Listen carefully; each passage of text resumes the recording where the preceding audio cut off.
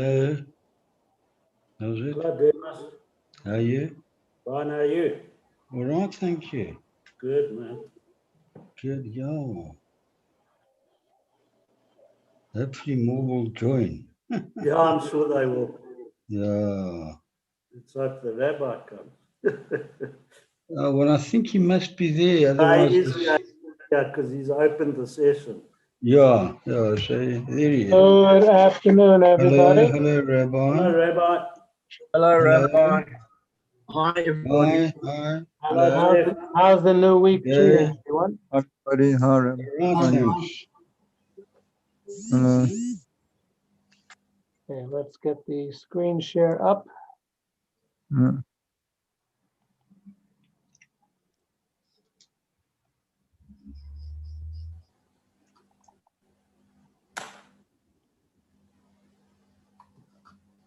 Can you all see the text? Yes. Yep. Thank you. Okay.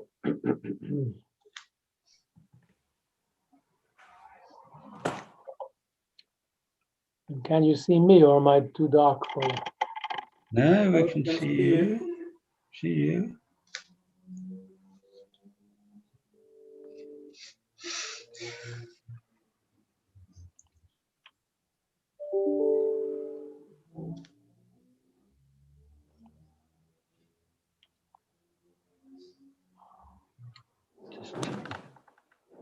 All right, we'll just give it another minute or so to allow people to connect. A new chapter, a new subject, and I think one could say arguably more interesting material now. And I've been thinking that you guys are very fortunate. You're very wise for choosing to commit yourselves to this daily Rambam, because you're going through the whole Torah.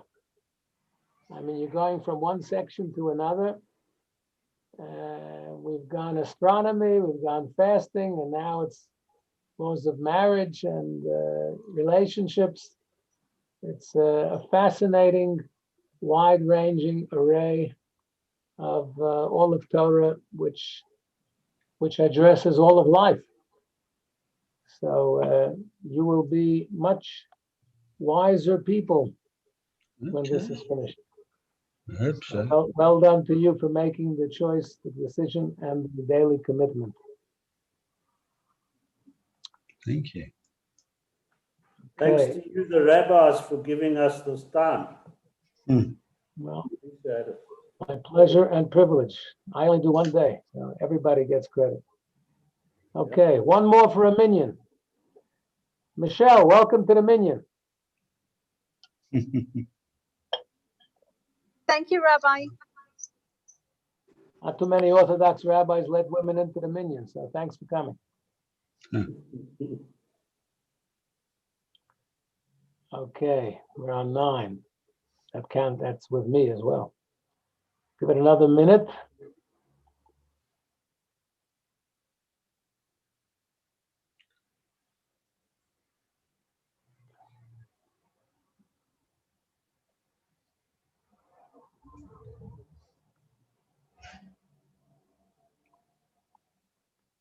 Okay. All right, let's start. We won't wait for the minion. Please God, more people will join, but let's try and be punctual. Okay, so we begin a whole new section called Ishut. Ishut means, Wife. well, Isha is a wife. Ishut is Book of Women, he translates it here. So it has to do with marriage and relationships. And he has a little introduction. B'Shem Hashem Kel Olam, in the name of Hashem, the God of the world. The instruction of a wise man is a spring of life to turn away from the snares of death. A verse from Mishlei, the book of Proverbs by King Solomon. And we're now in the 4th book, the book of women, Sefer Noshim.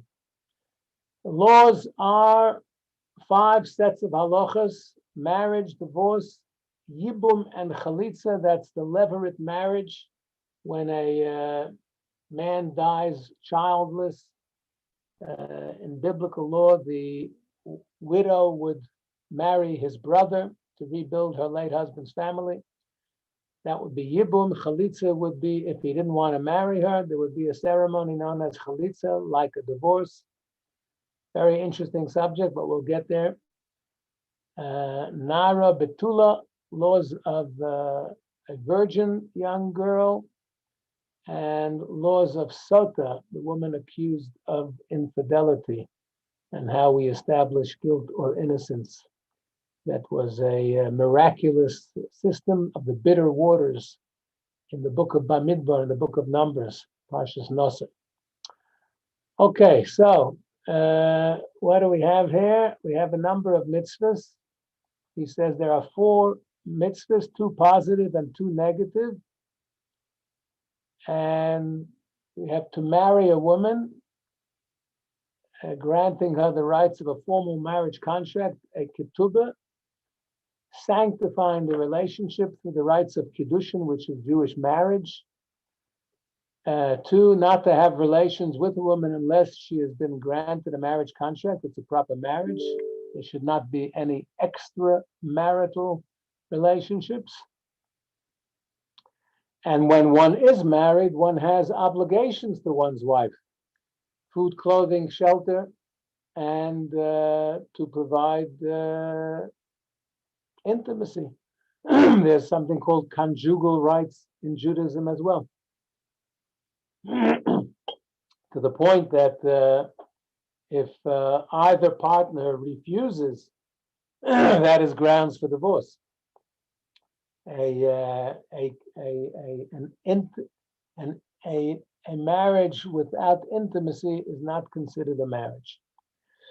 And finally, to be fruitful and multiply. The very first commandment in the Bible to the very first man and wife, Adam and Eve, was to be fruitful and multiply. So it's not the only purpose of marriage, but it's certainly one of the important purposes of marriage is procreation. And now we get into the details. Halacha number 1.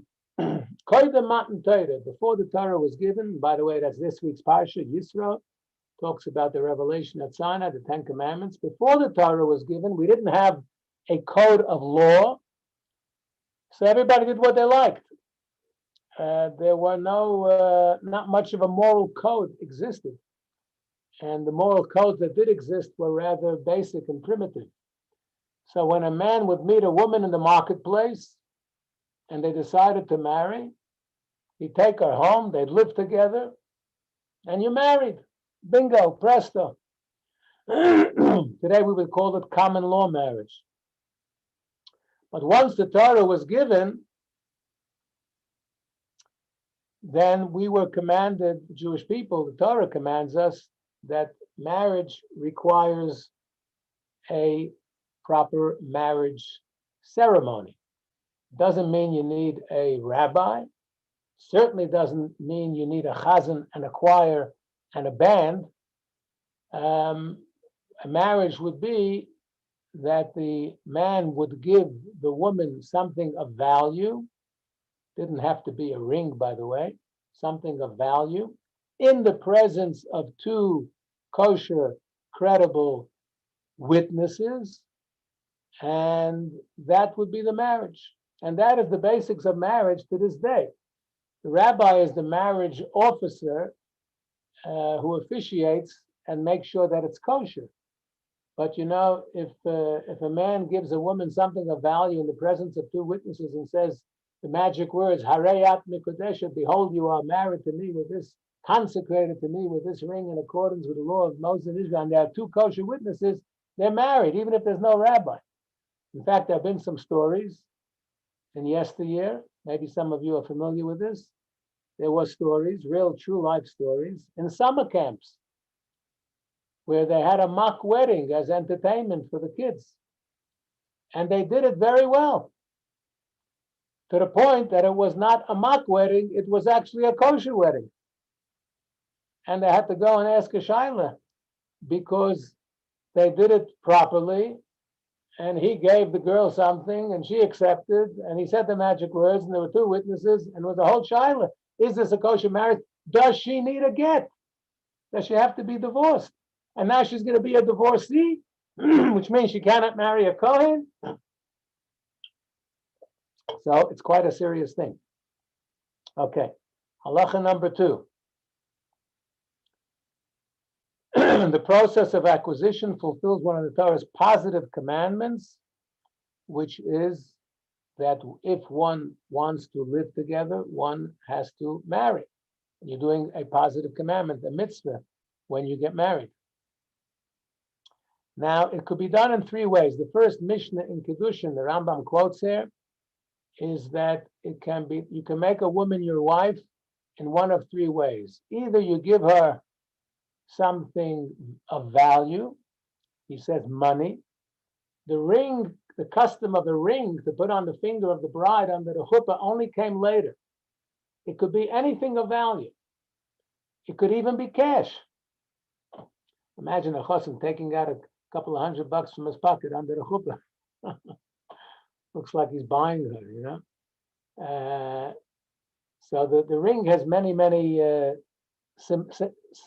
much symbolism, which if we have time we can talk about, but not now. But the point is, by halacha, it could be anything of value. So it could be money, even cash. It could be by a document, not the ketubah. The ketubah is something else. Or it could be through intimate relations, meaning that if people actually live together as man and wife, that itself, once upon a time, was considered an acceptable way of marrying. Now, the betrothal is called erusin in Hebrew, or kiddushin, consecration, and once upon a time they would do it in different stages. The Amalek Yoren, I'm talking in Talmudic times, he would give her the ring, say, today, and they would only go under the chuppah a year later. So the betrothal was like an engagement, but today's engagements do not have the status of a betrothal. In the olden days, if you give the ring in the presence of 2 witnesses, that's already marriage. If you mess around after that, that is full-blown adultery. And if you want to break it off, you need a get. But in the olden days, there was sometimes a full year between the betrothal and the marriage, between the ring ceremony and the chuppah ceremony. But later, when people started, when there were trials and tribulations and diasporas and exiles and wars, and a man would give a ring, and then they decide to get married a year later, and then he gets lost in battle or something, and you don't know, is she a widow? Is she married? Is he alive or not? So they decided to put the betrothal and the marriage, the erusin and the kiddushin together in one go, and that's what we do today under the chuppah. We do the ring ceremony and the chuppah ceremony all together, and this answers the question you've always asked yourself, I'm sure. Why do we say borei pri hagofen twice under the chuppah in the same marriage ceremony? The rabbi says it at the beginning before the ring, and then the chazan says it again by Sheva Brachos. Why do we have to say borei pri hagofen on a cup of wine twice in one chuppah ceremony? The answer is because the first one is the erusin, the betrothal. The second one is the kiddushin, the consecration, the marriage. Today it all happens under the chuppah in one ceremony in a half hour. In the olden days, it was sometimes as much as a year apart. So, once that's done, she's married. Even though once he gives her a ring with 2 witnesses, the marriage bond has been, she's married, even though it has not been consummated, they haven't lived together. Should anyone other than her husband engage with her in intimacy, that's a capital crime. You've interfered with a married woman. That's a serious crime. If you did it deliberately, and you had witnesses, and you were warned, and if the husband decides to not to go through with it, then there has to be a get. As I said, once the ring ceremony took place in the presence of two witnesses. Now, once upon a time, before the Torah was given, how did it work? It wasn't formalized as we know it today. Before the Torah was given, I told you that there was no moral code that was fixed. So a man would meet a woman in the marketplace. Just an example. It doesn't have to be the marketplace. It could be in his sister's house. Doesn't matter. And he and she desired, if they wanted each other, they wanted to be intimate, he could give her payment. Today we would call it prostitution. In the olden days, there was no law against this. And they could engage in relations. And then go off, and there's no commitment. There's no marriage commitment. It's just the Torah was not given. The moral code was not yet established. There was no law against such arrangements. We find in the Chumash, Yehuda paid Tamar, who was his ex-daughter-in-law, and he didn't realize it was she. She was disguised as a prostitute, and Yehuda wanted to engage with her in intimacy, and he offered her a goat from his flock, and it was 100% legal. Okay, not with his ex-daughter-in-law, but he didn't realize that then. So once upon a time, there was no law against that. But such a woman is called a harlot, or in Hebrew, the word is a zona. Well, here he says kadesha. But then the Torah forbid it. So in the Torah, once we got the Torah, we're told there shall not be a harlot among the children of Israel. So one who has relations with a woman just for the sake of lust, without kiddushin, without sanctification, it's not a marriage, it's just a one-night stand sort of thing, such a person would receive lashes because he had relations with a harlot or a prostitute. So that's once the Torah was given, that was forbidden. Number 5, whenever it is forbidden to engage in relations from the Torah, then engaging in such forbidden relations is chayiv koros. We read this on Yom Kippur afternoon. Every year in Shul on Yom Kippur afternoon, what is the subject of the Torah reading? It is the Torah's immorality act, the forbidden relationships between men and women, etc. And it's in Achrei Mos, in Vayikra, Leviticus 16. And it's mainly the incestuous relations that are mentioned there in the Chumash, for which one is chayav koros. One would be guilty of excision of the soul, a very, very serious penalty. So it's mainly incestuous relations, such as a person's mother, sister, daughter, and the like. It's called in Hebrew arayot. And these forbidden relationships, each one is called an erva, and the plural would be arayot in Hebrew. So those are the incestuous relationships, adulterous relationships. Those are serious prohibitions. Then there's another level of a little bit more distant relations, which are also forbidden according to the oral tradition, not mentioned explicitly in the Torah, called shniyot, and the word sheni, prohibitions of a secondary nature. And he lists 20 different women here that are forbidden to a man, whether they are attractive to you or not, but these are the laws. One's maternal grandmother, upward without interruption, meaning great-grandmother, great-great-grandmother, if they're still alive. Person's maternal grandmother's maternal grandmother, and further, there's no limit. That goes, this is obviously theoretical, but that's the law. The mother of a person's maternal grandfather would apply to her alone and not previous generations, if they're alive. C, a person's paternal grandmother, father's mother, upward without interruption, great-grandmother, etc., etc. D, the mother of his paternal grandfather. E, the wife of his paternal grandfather, going all the way up all the way back to the wife of our patriarch Jacob, if we were still alive. F, the wife of his maternal grandfather. G, the wife of his father's maternal brother. That's an aunt. The wife of his mother's brother. His son's daughter-in-law, downward without any interruption. The daughter-in-law of one's daughter. The daughter of one's son's daughter. So you're talking now about grandchildren. If people were so creepy to do such things, but we have to put it in the books, irrespective whether it ever happened or not. I'm sure in certain circles in the world these things did happen. We read it in the Chumash amongst other nations.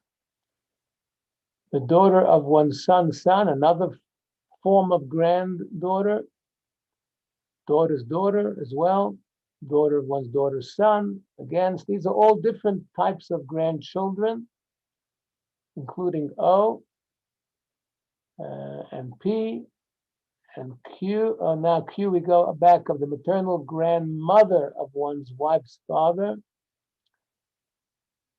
I know this doesn't seem too relevant, but we'll just go through it quickly. The paternal grandmother of one's wife's mother. S, the maternal grandmother of one's wife's mother, her alone. And finally, T, the paternal grandmother of one's wife's father. So the categories of shniot, the secondary prohibitions of a secondary nature that continue without interruption down the generations, are one's maternal grandmother, one's paternal grandmother, one's paternal wife of one's paternal grandfather, wife of one's son's son, also downward without interruption. Okay, let's get to some more practical stuff. 7, all relations with women that are forbidden by the Torah, but that are not punishable by Kores. So Kores is a very serious penalty. It's a divine excision of the soul. You lose your share in the world to come, and you die young. That's part of it. So if it's not those serious violations that are punishable by Kores, the other violations are called Isurei Lavin. That means they are negative prohibitions of the Torah. Also referred to as Isurei Kedusha, prohibitions that encourage holiness and keep our moral purity and sanctity on a better level. Now, what are these? So we're not talking now about family. We're not talking about incest or adultery. We're talking here about other prohibited relationships. For example, a widow and a high priest. The Kohen Gadol, the high priest, was only allowed to marry a virgin woman, not even a widow. An ordinary Kohen could marry a widow to this day, may marry a widow, but may not to this day. Very important, not everybody knows this. A Kohen may not marry a divorcee or a zona, that is a promiscuous woman, which has its own halachic definition. If we have time, we can talk about it. Or a halala. Halala is one who is somewhat profaned, in the sense a halala would be the daughter of a Kohen who did marry one of these prohibited women. Let's say a Kohen did marry a divorcee, which is against the law. It's not a sanctioned marriage, but he did marry her. Say he married her civilly and they're living together as man and wife. And they have a child. That daughter would be a halala from a profaned, unsanctioned marriage, and she would not be allowed to marry a Kohen. Then you have a bastard. Okay, bastard is not just a swear word. It means an illegitimate person. Now, the definition of illegitimacy in Torah is actually more lenient, would you believe, than civil law. In civil law, how do we define illegitimacy? Please unmute yourself and give me what you think is the definition of illegitimacy in civil law, in secular law. No? Give me a definition. It's someone who's born out of wedlock.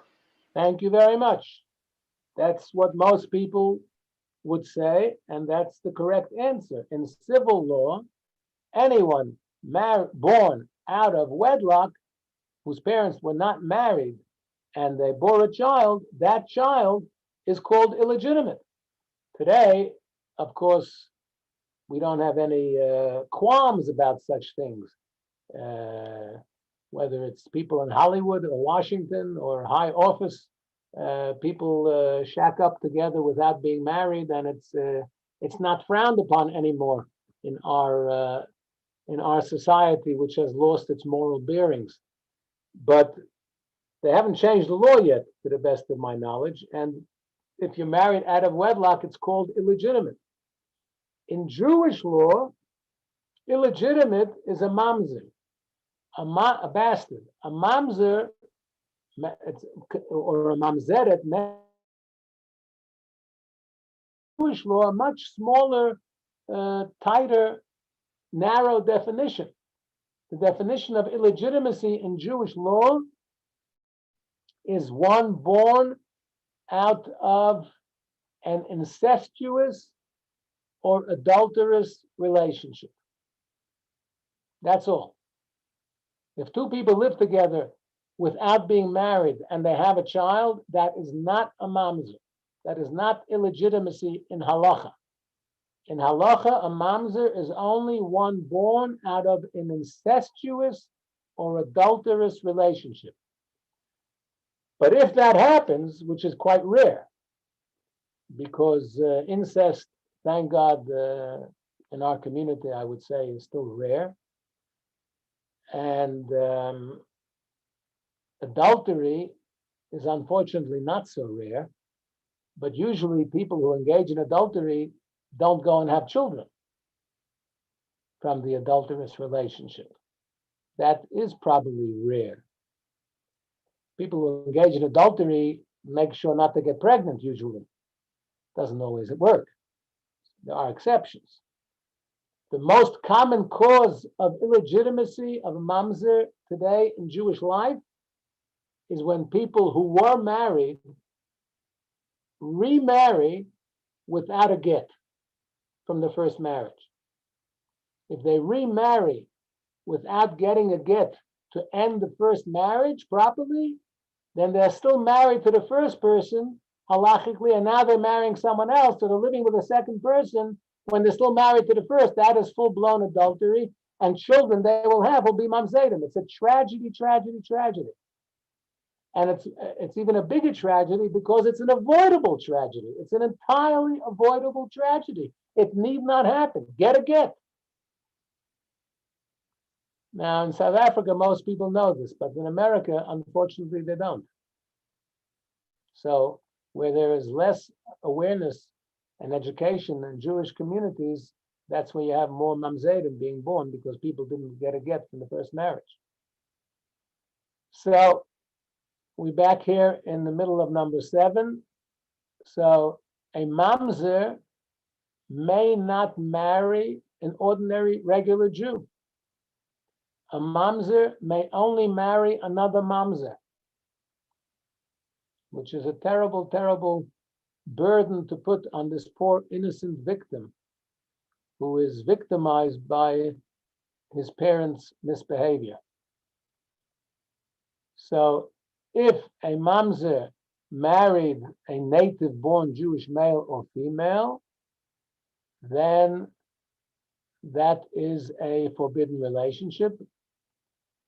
And likewise, the Moabites and the Ammonites we were prevented from marrying them in the Torah because they were very bad to us. Then there's another prohibition that a lot of people are not aware of. If a man and woman got divorced, they may remarry each other. In fact, it's considered a good thing. We would encourage remarriage of people after they divorce, to be reconciled and commit oneself and remarry. However, if the woman had married another Jewish man in the interim and then was widowed or divorced from him, then the first husband may not remarry her. I had a case like that once where they wanted to and we couldn't. So you have to think twice before you divorce. Then you have a Jewish man whose genitals have been damaged is a problem to marry. And then you have a Yavama. The Yavama is a woman who was widowed and her deceased husband has a brother who by biblical law is obligated to marry her. She may not marry anyone else without getting the chalitza severance from her brother-in-law. According to rabbinic decree, an equation is between a divorcee and a woman who undergoes chalitza. So when a man dies childless and the woman by biblical law would have to marry the brother-in-law, if he doesn't want to marry her or she doesn't marry him, then they would have to go through a chalitza ceremony. This is still done to this day. I myself have been present personally on two occasions at a chalitza ceremony in the Johannesburg Beth Din. Once I went just to watch. I was curious to see such a thing. And once it was actually a young woman from my congregation who tragically lost her young husband, and he had a brother, and I went there just to give moral support, and it was very fascinating. So if a woman has had chalitza, the rabbi said it should be considered as if she is a divorcee. She's not quite a divorcee because she never really married this brother-in-law, but because there's a severance ceremony, which is somewhat similar to a divorce, to a get, therefore the rabbi said a woman who has had chalitza should be regarded like a woman who has had a get, and she may not marry a kohen. That's important to know. I once had a case where a woman was going out with a kohen. She had chalitza and she didn't know, and they wanted to get married, and I had to be the bearer of bad tidings and tell her they're not allowed to. Thank God she listened and she married somebody else, and it was kosher, and they lived happily ever after. Then there's something called Netinim. Netinim was a tribe in biblical times who were banned from marrying because they were very devious, and they said they were Jews, but they really did not commit themselves to Judaism. So they were not genuine, and therefore we were told not to marry them. Finally, number 8. There are certain relationships for which there is a prohibition resulting from a positive commandment, but they are not prohibited by a negative commandment. 3 such prohibitions: the first and second generations of Egyptian or Edomite converts, both men and women, and a woman who is not a virgin to a high priest. So we were forbidden to marry first and second generations of Egyptian or Edomite converts. Egypt, we know what the Egyptians did to us. Edomite is the children of Esau, who were also big anti-Semites. So we were told that they should not enter the congregation of God. We shouldn't accept them as converts, so we shouldn't marry them. But this doesn't apply today because we don't know who's who anymore. Many, many generations ago, all populations were mixed up, and the Egyptians today are not the Egyptians of old. Anyway, it was only for a certain number of generations, so it's long gone. But and we don't have high priests today either. So in these instances, there are no verses that state he shall not enter the congregation of God or he may not marry such a person.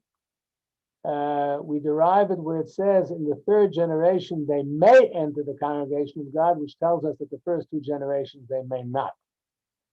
Finally, similarly from the positive commandment that the high priest shall marry a virgin woman, we derive that he's forbidden to marry anyone who's not a virgin woman. So therefore he may not marry a widow either.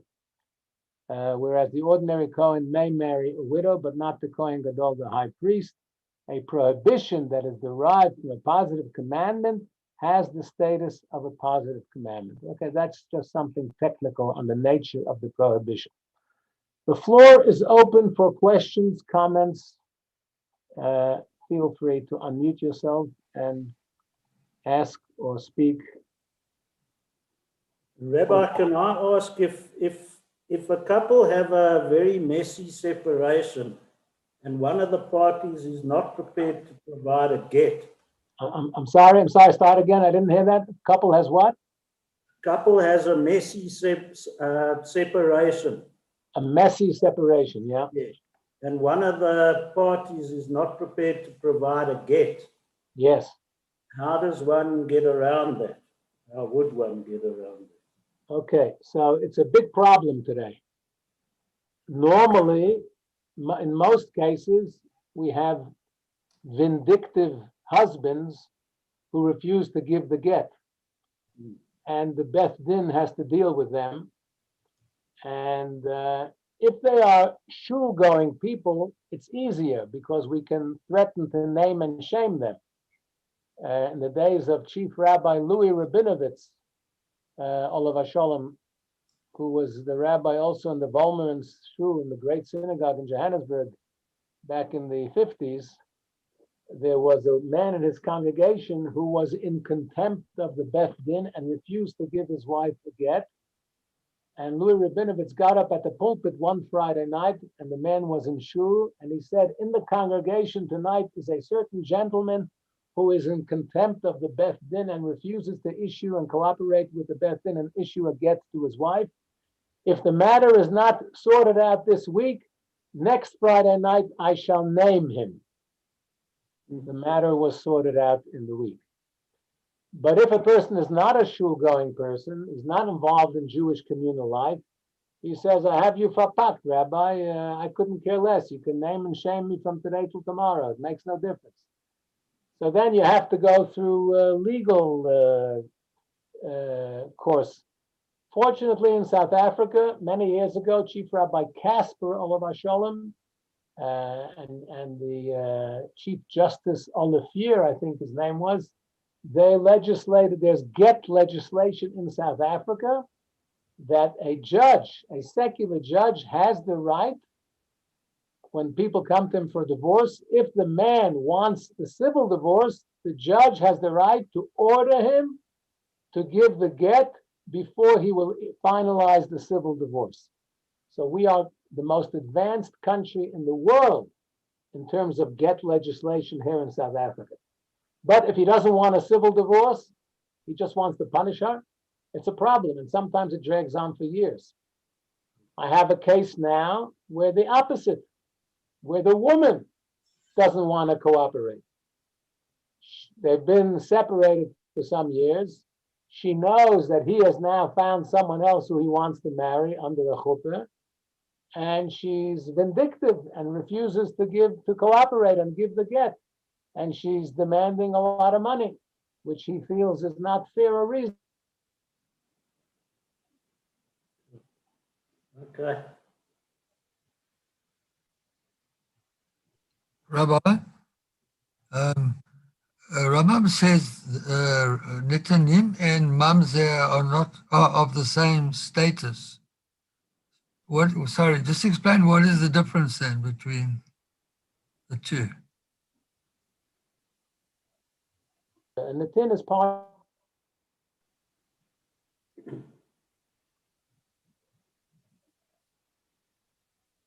I think we've lost the rabbi. Can't hear you, Rabbi. Rabbi's frozen. Oh, the rabbi's frozen. No sound, no movement. Here we I are. don't know where it came up. Football completely now. No, I don't have this text. Oh well. You've lost it. Lost the rabbi. Oh, we lost the rabbi too, yeah. Missing rabbi. Today. Hello? Gone. Anybody Yeah, I else? don't know. Are Netanim children born to a mamzer? Or what is it? Yeah, he's back. Where's the rabbi? There he is, but you can't hear him. He's muted. Rabbi there? Muted, Rabbi. Can you hear me now? Yes. Yeah. Yes. Yeah. I'm sorry, I don't know what Yeah. happened over there. I apologize. The question was, what's the difference between the Nesinim and the Mamzer? A Mamzer still exists today. Mamzer is an illegitimate person born of an adulterous or incestuous union. The Nesinim were a tribe in ancient biblical times who were devious and not trustworthy, and therefore we were told that we could not accept their conversion and their Jewishness, and therefore we could not marry them. There's no Nesinim today, so that's not applicable, but Mamzerim, unfortunately, is applicable today. Any other questions?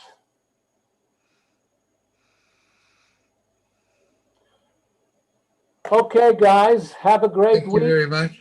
Enjoy, Yeah, Rabbi. Rabbi, thank you. enjoy the rest of this Okay. section. See you next You week. too, God Enjoy bless. it, Shabbat. Tov. Yeah. There's Bye.